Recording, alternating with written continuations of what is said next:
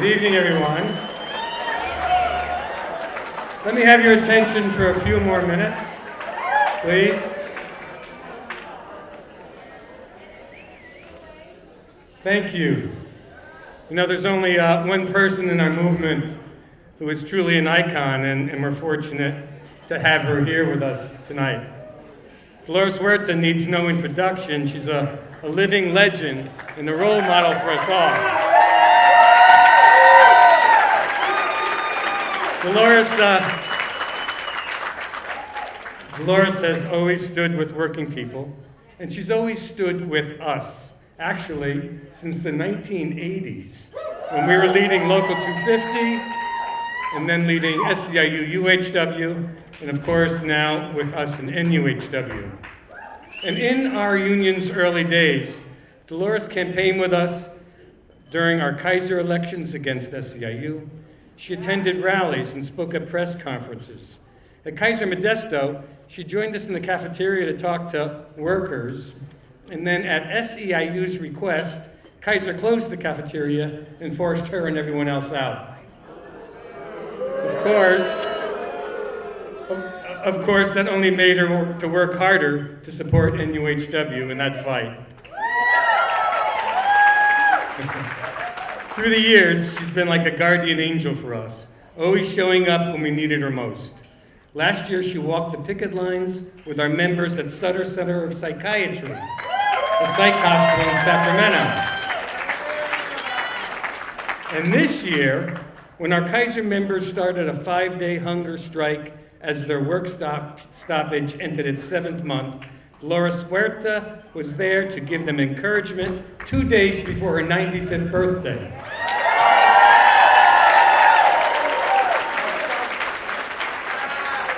According to a journalist who was there that day, Dolores told our strikers, "I know you're not just doing this on your own behalf.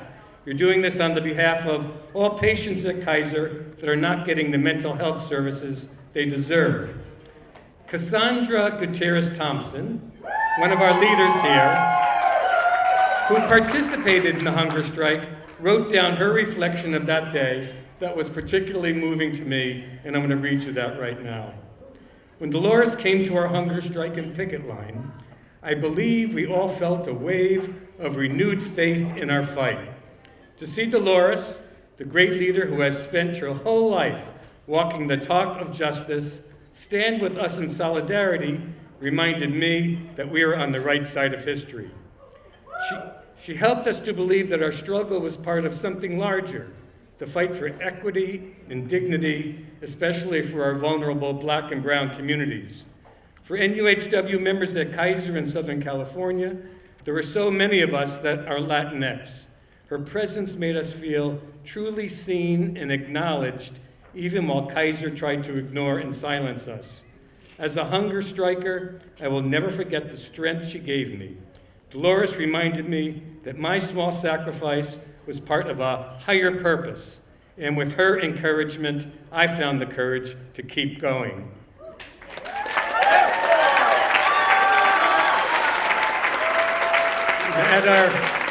At our leadership conference in 2018, we made Dolores the first honorary NUHW members, and we're so excited to have her here again. I want to welcome our executive board member, Ignacio Cano, who participated this year's strike, and he's going to present Dolores with our tokens of appreciation. Ignacio. Thank you, Dolores Huerta, for all the work you do. On behalf of all NUHW members, it is my honor to present to you the 2025 Courage Award, and also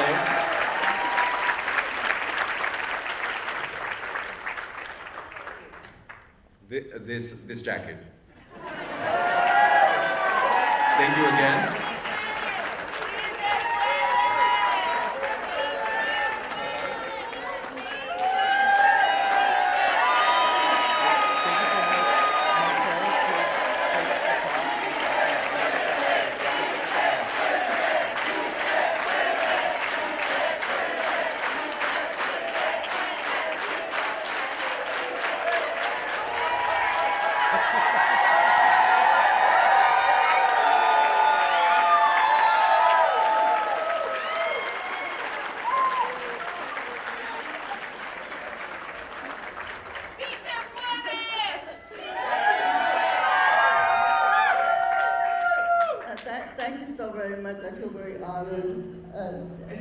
to be recognized in this way. And it's kind of a no-brainer when you have somebody, a leader like Sal Roselli, and you know that he had the courage to be able to fight for higher wages and was not going to give in or give up and make it easy on himself and so many of you.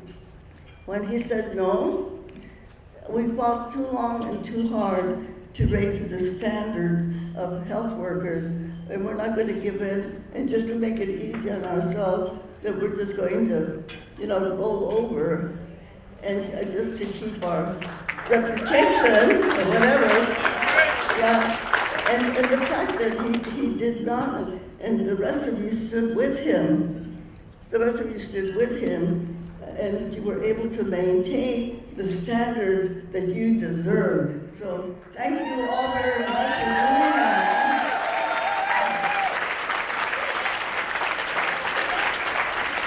So for me, it was a very easy choice, because as always, we have to choose between the right thing and the wrong thing. And even though I had friends on both sides, as we know, many of our friends left SCIU because they were not happy with the type of pressure that was being put on Sal and so many of you that they left. And then some of them stopped talking to me. Some of them that I had actually been their mentors. I guess can I mention names or not?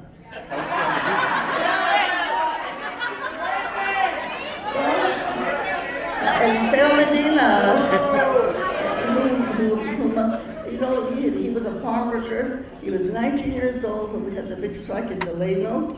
I got to take him to jail the first time he went to jail, my claim to fame, and really good friends. But they were willing to, I'm not going to say sell out, okay? Something like that. No, they wanted to say, let's keep the peace. But thank God that you have a leader like Sal that has such strong principles and said, and I know so many of you that stood there and had to fight and had to go through whatever you did to do what you're supposed to do, is to fight for the people that you represent, for the workers that do the work, and say they deserve more, and you fought for it, and you got it. So thank you so much for doing that.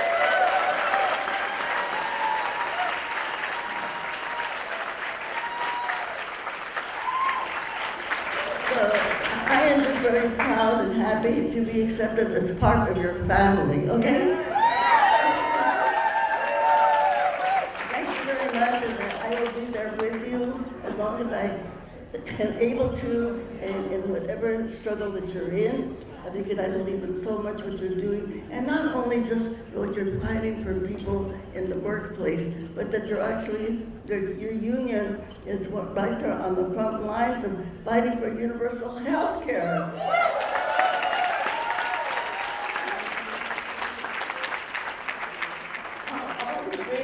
Always being there in the front of the line in all of the progressive movements that we have in our country, because you are more than a labor union. You are speaking with the voice of the forgotten in the United States of America, the people that need your voice and that need your leadership. So just please, and let's all get together again. I know we're all going to, I'm going to say no political thing in. We're all going to be working really hard on Prop 50, right?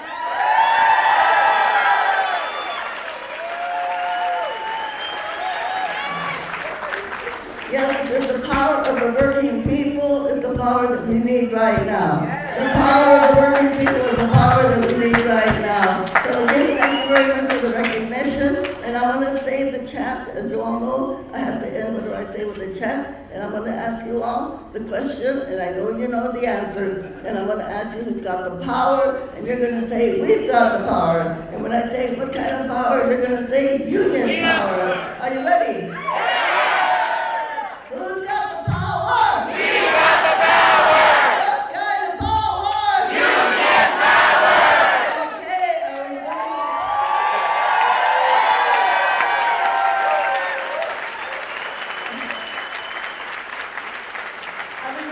Fighting for healthcare workers States of America that need you and everything that you stand for and get universal health care. Eventually, what do we say? ¿Se puede? Sí,